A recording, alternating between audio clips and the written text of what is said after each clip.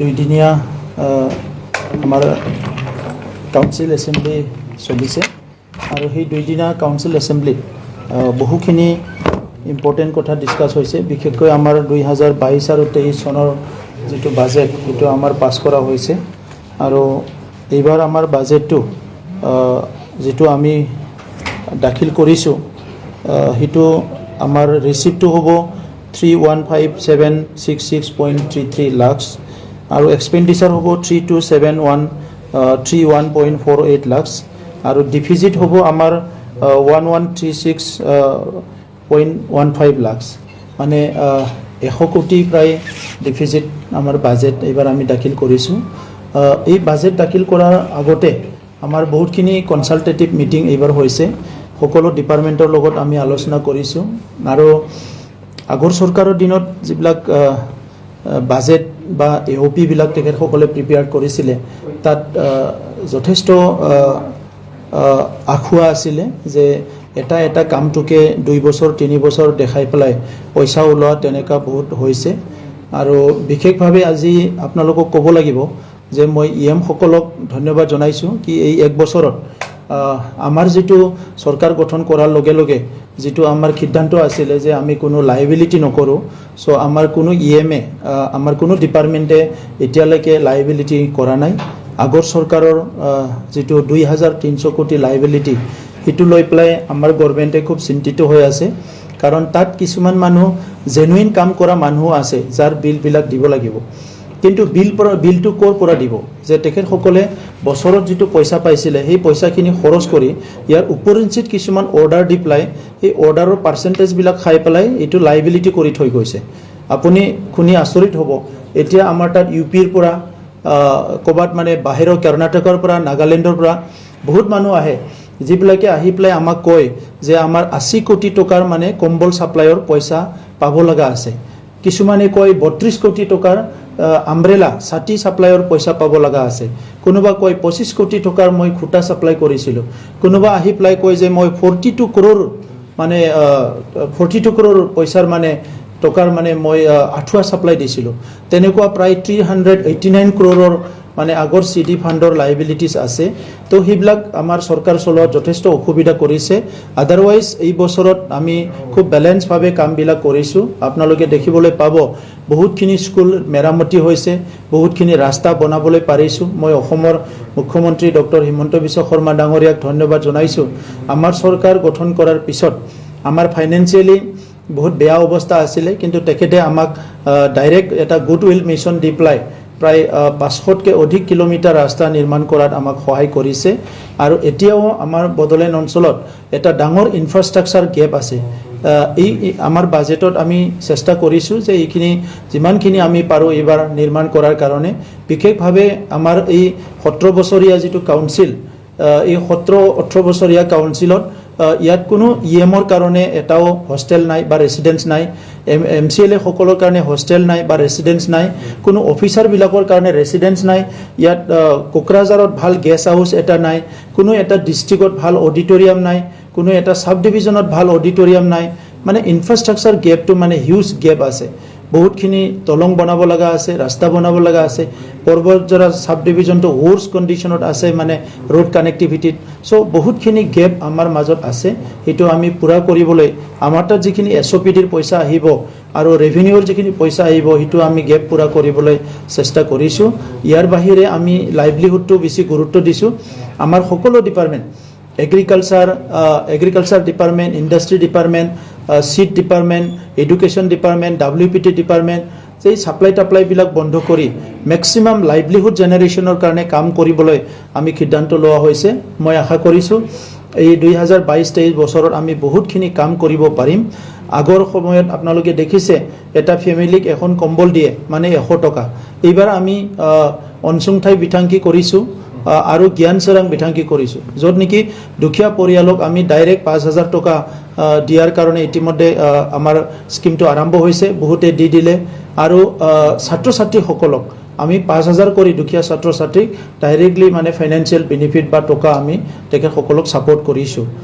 Health সেক্টৰত আমি যথেষ্ট কাম কৰিবলৈ লৈছোঁ যিবিলাক এৰিয়াত এতিয়াও হস্পিটেল নাই তাত টেলিমেডিচিনৰ ব্যৱস্থা কৰিব বিচাৰিছোঁ আৰু ইয়াৰ লগতে 40টা সমষ্টিত হেল্থ ATM আমি ইনষ্টল কৰিব বিচাৰিছোঁ যাতে মানুহবিলাক MRI কৰা কি কয় ব্লাড টেষ্ট কৰাৰ নামত বিভিন্ন টেষ্ট কৰাৰ নামত বহুত পইচা দিব লগা হয় ইটো ফ্ৰী অফ কষ্ট তেখেতসকলে নিজৰ টেষ্টবিলাক কৰিব পৰা যায় শিক্ষাৰ ক্ষেত্ৰত আমি বিশেষভাৱে টিচাৰ ট্ৰেইনিংটো আমি গুৰুত্ব সহকাৰে লৈছোঁ আৰু ইয়াৰ বাহিৰে যিখিনি আমাৰ ইনফ্ৰাষ্ট্ৰাকচাৰ লগতে কোৱালিটি এডুকেশ্যন দিব লাগে ইয়াৰ কাৰণে বেছিভাগে কাম কৰাৰ কাৰণে আমি সিদ্ধান্ত লৈছোঁ গতিকে এই বছৰৰ বাজেটত আমি বহুতখিনি নতুন কাম কৰাৰ কাৰণে হাতত লৈছোঁ আৰু আশা কৰিছোঁ যে এই বছৰত আমি এই কামবিলাক সম্পূৰ্ণ কৰিব পাৰিম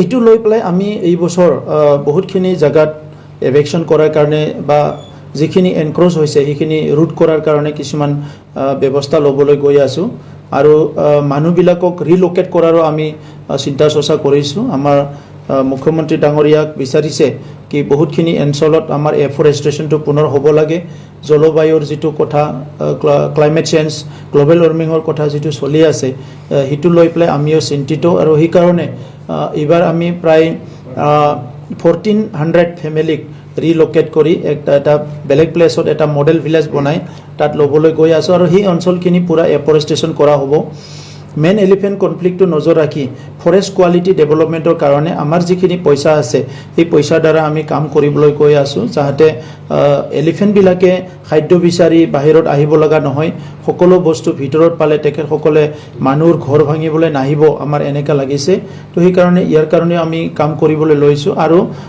এই বছৰ মেচিভ যিটো আছে প্লেণ্টেশ্যন হ'ব বহুত এৰিয়াত ইয়াৰ কাৰণে অলৰেডি আমি প্ৰিপাৰেশ্যন কৰিছোঁ আৰু 4টাকৈ নাৰ্চাৰী ফৰেষ্ট ডিপাৰ্টমেণ্টে ইতিমধ্যে আৰম্ভ কৰিছে এই নাৰ্চাৰীত বহুতখিনি চিপলিংবিলাক ডেভেলপ কৰা হ'ব আৰু সেইবিলাক ফৰেষ্টত মানে যিবিলাক আমাৰ ছ'চিয়েল ফৰেষ্টেই হওক বা ৰিজাৰ্ভ ফৰেষ্টেই হওক ইয়াত প্লেণ্টেশ্যনবিলাক কৰা হ'ব out of BTR area guest house বনোৱাৰ কথা বেংগলোৰ বা এই মাত্ৰ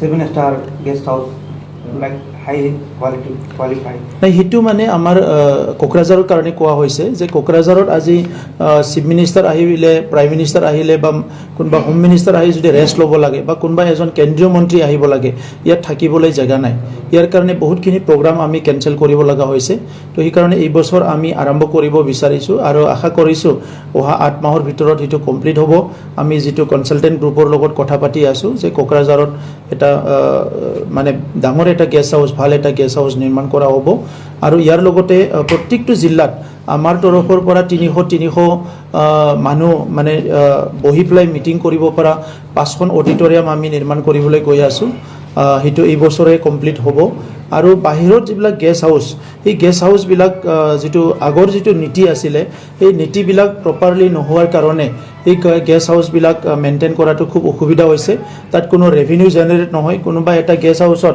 যদি ৰেভিনিউটো আমি 10 লাখ পাওঁ তাত আমি বছৰত 1.5 কোটি টকা খৰচ কৰিব লাগে কোনোবা এটা গেষ্ট হাউচত যদি আমি বছৰত 20 লাখ টকা ৰেভিনিউ পাওঁ তাত আমি 2.5 কোটি টকা খৰচ কৰি আছোঁ গতিকে এই গেষ্ট হাউচবিলাক আমাৰ পাৰপজটো ছাৰ্ভ কৰা নাই আৰু বিশেষকৈ বেংগলোৰ আৰু চেন্নাই এই দুটা অঞ্চলত গেষ্ট হাউচটো খুব প্ৰয়োজন আছে কাৰণ তাত আমাৰ ৱৰ্কিং ক্লাছৰ মানুহবিলাক যায় ট্ৰিটমেণ্টৰ কাৰণে যায় ষ্টুডেণ্ট যায় তো সেইকাৰণে এই বছৰ আমি বেংগলোৰ আৰু চেন্নাইটো অলপ গুৰুত্ব দিব বিচাৰিছোঁ আৰু মহাৰাষ্ট্ৰতো ইতিমধ্যে মুম্বাই আৰু পুনেত আমি মহাৰাষ্ট্ৰ গভৰ্ণমেণ্টৰ পৰা অলপমান লেণ্ড বিচাৰিছোঁ মাটি বিচাৰিছোঁ যদি পাই গ'লে আমি এই বছৰে কিছুমান প্ৰজেক্ট এইবিলাকতো আৰম্ভ কৰিম বুলি আশা কৰিছোঁ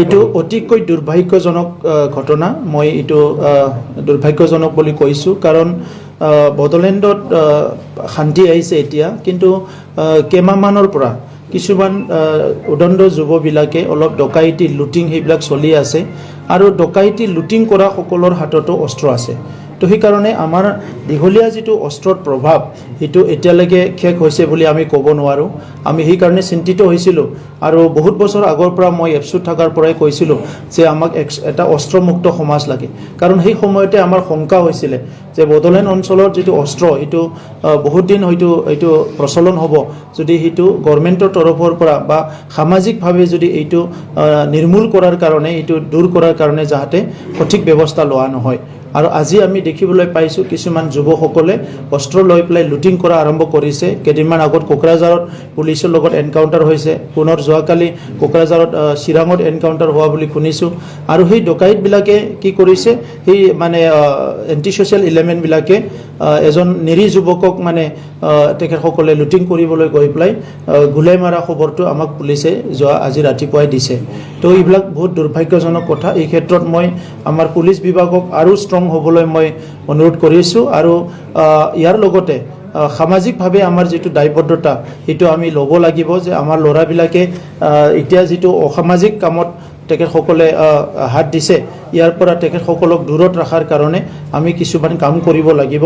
আৰু আমি আজিৰ পৰা আমাৰ কাউন্সিল শেষ হ'ল, গতিকে এই বিষয়ক লৈ পেলাই আৰু বেছিকৈ বিতংভাৱে আমি পুলিচ প্ৰশাসন আৰু সামাজিক সংগঠনবিলাকৰ লগত কথা পতা আৰম্ভ কৰিম। কি কৈছে? নিবনুৱা বুলি কোৱাৰ লগে লগে আপুনি দুটা কথা মোৰ মনলৈ আহে। এটা হ'ল আমাৰ স্কিল আৰু আনস্কিল। কিছুমান আছে ডেকা ল'ৰাবিলাক ডিগ্ৰী আছে but they are still not skill, মানে ডিগ্ৰী আছে কিন্তু স্কিল নহয় কামৰ কাৰণে। চ' এতিয়া আমাৰ কি হৈছে, শিক্ষা ব্যৱস্থাটো আমি সলনি কৰিব লাগিব যে ল'ৰাজন যদি ডিগ্ৰী পাছ কৰি MA পাছ কৰি স্কিল নহয় কামৰ কাৰণে, তো সেই শিক্ষা ব্যৱস্থাটো অলপ পৰিৱৰ্তন আনিব লাগিব। গতিকে সেই শিক্ষা ব্যৱস্থাটো পৰিৱৰ্তন আনি সেই সকলক ডিগ্ৰী লোৱাৰ লগতে স্কিলটো কৰাৰ কাৰণে কোনোবা এটা কামৰ কাৰণে ব্যৱস্থা ল'ব লাগিব। আৰু যিখিনি ড্ৰপ আউট হোৱা আনস্কিল্ড আছে তেখেতসকলক মানে এট ডিফাৰেণ্ট লেভেল, যি লেভেলতে ড্ৰপ আউট নহওক কিয় তেখেতসকলক বিভিন্ন কামৰ কাৰণে স্কিল কৰা চিন্তাটো যোৱা বছৰৰ পৰাই আমাৰ গভৰ্ণমেণ্টে আৰম্ভ কৰিছে। আৰু ইয়াৰ কাৰণে 10 কোটি টকা আমি ৰাখিছোঁ অনলি ফৰ স্কিল ট্ৰেইনিং। আৰু এই স্কিল ট্ৰেইনিংটো এই এপ্ৰিল মাহৰ পৰাই আমাৰ চিট ডিপাৰ্টমেণ্টে আৰম্ভ কৰিব। গতিকে তেখেতসকলে স্কিল হৈ যাব। যিখিনি আমাৰ তাত ভেকেণ্ট পোষ্ট আছে সেই ভেকেণ্ট পোষ্টবিলাক আমি অহা 3 মাহৰ ভিতৰত ফিল আপ কৰাৰ কাৰণে চিন্তা কৰিছোঁ। প্ৰায় more than 2000 আমাৰ তাত ভেকেণ্ট পোষ্ট আছে, যিটো 3rd গ্ৰেড 4th গ্ৰেড আমি দিব পাৰোঁ। অহা 2-3 মাহৰ ভিতৰত আমি সেই ভেকেণ্ট পোষ্টবিলাক ফিল আপ কৰিম। 99ৰ চাকৰিটো আমি দিবলৈ গৈ আছোঁ, কিন্তু তাত বিভিন্ন অসুবিধাবিলাক মাজে মাজে দেখা দিয়ে। এতিয়া ফাইনেলি আমি হাইকোৰ্টৰ পৰা এটা অপিনিয়ন ল'ম আৰু ইয়াৰ পিছতে অতি শীঘ্ৰে যদি হাইকোৰ্টে গোটেই পজিটিভ আমাক অপিনিয়নটো দিয়ে, আমি 99ৰ শিক্ষকসকলক ফেচ ৱাইজত এপইণ্টমেণ্ট দিয়াৰ কাৰণে ব্যৱস্থা কৰিম। আৰু যিবিলাক টেট পাছ কৰি আছে সেইসকলক আমি এপইণ্টমেণ্ট দিয়াৰ কাৰণে বহুতখিনি আগবাঢ়ি গৈছিলোঁ এটা ইণ্টাৰভিউ লোৱাৰ কাৰণে, নমিনেল এটা ইণ্টাৰভিউ, কিন্তু টেট পাছ কৰা সকলে কেছ দি থৈছে আৰু আজিলৈকে হাইকোৰ্টে পজিটিভ বা নেগেটিভ একো ৰায় দিয়া নাই। এইকাৰণে আমি টেট পাছ কৰি থকা আমাৰ যিখিনি কেণ্ডিডেট আছে তেখেতসকলৰ এপইণ্টমেণ্টটো দিব পৰা নাই। আমি এডভোকেট জেনেৰেলৰ লগত এই মেটাৰটো পাৰ্চি কৰি আছোঁ। হয়তো শ্বৰ্ট টাইমতে যদি হাইকোৰ্টে আমাক পজিটিভ যদি এটা অপিনিয়ন দিয়ে, আমি সেই সকলকো আমি এবজৰ্ভ কৰিব পাৰিম। প্ৰভিন্সিয়েলাইজটো আমাৰ কাৰণে খুব ডাঙৰ এটা ইছ্যু। BTR একৰ্ডৰ 6.3 ক্লজ মতে আমাৰ এই অঞ্চলৰ অসমীয়া মিডিয়াম, বড়ো মিডিয়াম সকলো স্কুল কলেজ প্ৰভিন্সিয়েলাইজ হ'ব লাগে বুলি এটা দফা আছে। এইটো অসম চৰকাৰৰ লগত শিক্ষা বিভাগ আৰু মুখ্যমন্ত্ৰী ডাঙৰীয়াৰ লগত আলোচনা হৈ আছে। আমি সৌভাগ্য বুলি ক'ব লাগিব, এইখন বাজেট যিটো হৈ গ'ল অসমত, ইয়াত আমি প্ৰায় 10টাকৈ কলেজ আমি পাবলৈ সক্ষম হৈছোঁ, প্ৰভিন্সিয়েলাইজ হৈছে, হ'বলৈ গৈ আছে। আমাৰ 26খন কলেজ আছিলে, বাকীখিনি কলেজো প্ৰভিন্সিয়েলাইজ কৰাৰ কাৰণে আমি অনুৰোধ কৰিছোঁ। আৰু ইয়াৰ লগে লগে ইয়াৰ পিছত পৰৱৰ্তী পৰ্যায়ত হায়াৰ ছেকেণ্ডাৰী, হাইস্কুল আৰু আমাৰ যিটো প্ৰাইমাৰী স্কুল, ইয়াত যিখিনি ভেঞ্চাৰ বা নিট বেছত তেখেতসকলক মানে প্ৰভিন্সিয়েলাইজ কৰাৰ কাৰণে আমি ৰিকুৱেষ্ট কৰিছোঁ। মই আশা কৰিছোঁ যে ক'ভিড যিহেতু গ'ল, এতিয়া অসমৰ ফাইনেন্সিয়েল অৱস্থা ভাল হোৱাৰ লগে লগে অসমৰ মুখ্যমন্ত্ৰী ডাঙৰীয়াই আমাৰ যিখিনি স্কুল আছে অত্যন্ত দৰকাৰ প্ৰভিন্সিয়েলাইজ কৰা, সেইখিনি প্ৰভিন্সিয়েলাইজ কৰি দিব বুলি মই আশা কৰিছোঁ। ধন্যবাদ।